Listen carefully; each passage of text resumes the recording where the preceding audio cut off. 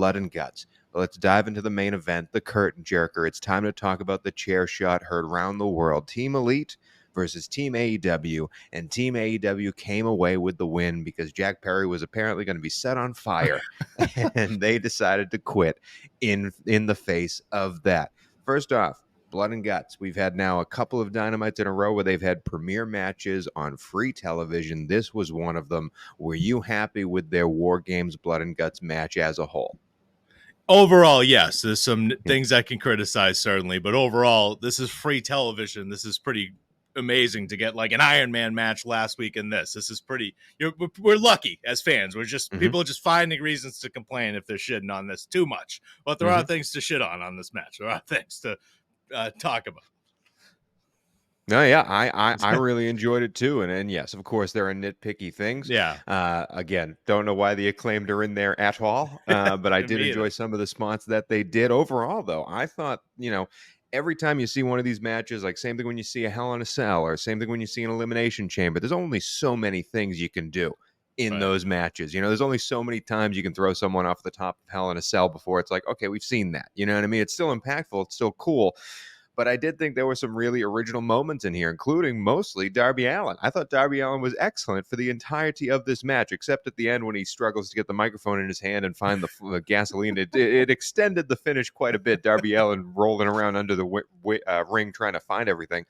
But Darby Allin climbing the top of the cage and doing the coffin drop off the top, that was some original shit, man. I'd never seen something like that before, not since, I forget who did it in Elimination Chamber, where he climbed to the top and fell off, one of the Lucha Bros. But it was such a cool spot, such a cool match. I really enjoyed the bulk of it, and I don't know if the right team won. Like, I wanted to see the Elite continue to hold strong, but it did send forward the stipulation of what's going to happen next for these guys. So all in all, applause to AEW for not only having this match on television, but forwarding storylines through this match. And again, the Acclaimed and Okada were just hanging in the back for the last 20 minutes and just not doing anything. Okada did absolutely nothing this entire match. Literally nothing. They're paying the guy millions upon millions of dollars. He did absolutely nothing. That was one of my main complaints. I was just watching him like, holy shit, like this guy, like they put him in this match. They just don't book him in the match then. But yeah, just it was a spot fest like I knew it would be. I like the Hangman Page not coming out when his entrance music hit and they're just attacking Swerve Strickland. I like that. I like the handcuff angle. I like that. The only one thing should we talk about now, the chair shot, or should we hold off a little bit longer, you think? No, I think we should. I do have stuff to say about Okada, but no, I think that's the number one thing coming out of this match, at least online, is the chair shot heard around the world. If you didn't see it, the finish of the match, Jack Perry also handcuffs, too many handcuffs in this match if I had one thing to nitpick, but Jack Perry also handcuffed to the cage and took a couple of kendo shots to the stomach, which were great. I thought that was a really well shot, well done angle. And then finally, he's not submitting, and so they take a chair shot that he brought out. The chair that he brought out says scapegoat across it and hits him over the head with it when he cannot protect himself. Sort of throwing it back to when Cody Rhodes took a chair shot from Shawn Spears across the head and opened up a gaping wound in his head. But here's the thing. People were complaining.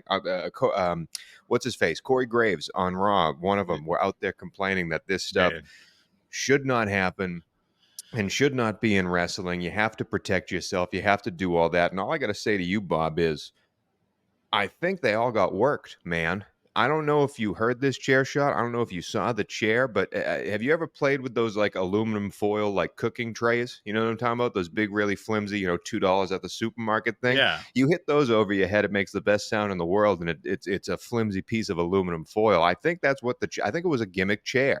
Yeah. And so when I saw this and I heard this, I was like, oh, that's wicked cool. I was never fearful for Jack Perry because a real chair shot with that velocity would have knocked the guy fucking out. Yeah. And I think it was a gimmick chair. I think it was a great job by AEW. Am I wrong on this?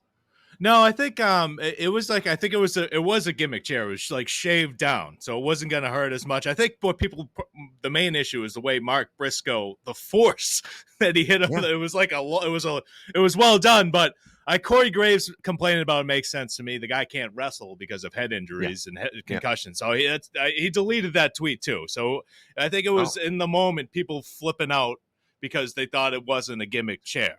And the people thought like, well, Jesus, we got all these concussion issues. We got so many crazy spots in AEW. Let's not start bashing people over the head with chairs. Yeah. But if it's a gimmick chair and it's once in a while, great.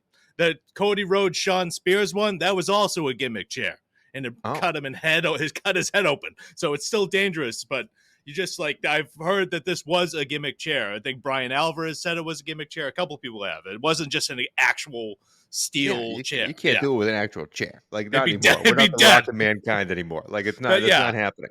But I mean, here's the thing.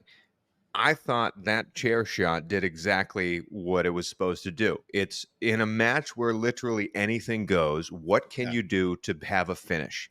And that was a finish. Like, that was like, okay, it's over. Like, no mas. No, we all said no more. It's done. Good job. You won. And I thought it did its job. Well, I mean, just a month ago at Anarchy in the Arena, we got people getting set on fire. It'd be pretty hypocritical for me to come up here. And I love that match. I said, the problem is with you if you didn't enjoy it. And I feel the same way about this. It's stupid. If you think about it for more than a second, it's ridiculous. Like, but other than that, like, I'm excited about Darby Allin versus Jack Perry for the TNT title at All In. That was part of the finish. Darby Allin said, you have to quit and give me this TNT title shot. It was a little anticlimactic with them having like a promo after the end of a 55-minute war. But other than that, like, I liked everything that happened. Like, that came from it. The Swerve, we still got Swerve and Hangman. Don't know they hate each other, but then we got Bryan and Swerve it all in.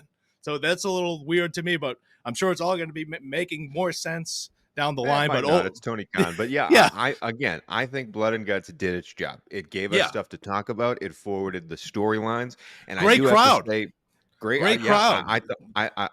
I thought it really was a fantastic job. And the one thing I want to talk about before we move on from Blood and Guts, speaking of stuff I haven't seen before, and it involves Okada, I thought the staple gun bit was fucking awesome. Like, when Swerve has the staple gun, bringing stuff back to his match with Hangman, and then suddenly there's a briefcase and all of the elite is surrounding him and gang stapling him. It was that was impactful. Then Swerve goes on this comic book hero-esque fight between, he's doing all these counter moves and stapling guys in the neck like he's like John Wick. It was so great. And the best one was Okada setting up for the Rainmaker and hitting him with the middle finger because he's a heel now, and he just staples him in the middle finger. Man, that was perfect. That was perfect AEW to me. Perfect. Again, if you don't like that, the problem is with you. I thought it was fantastic. And kudos to all those guys for getting stapled in places I would never want to be stapled. I loved it. I really did love it. But that's it for the curtain jerker, because you have already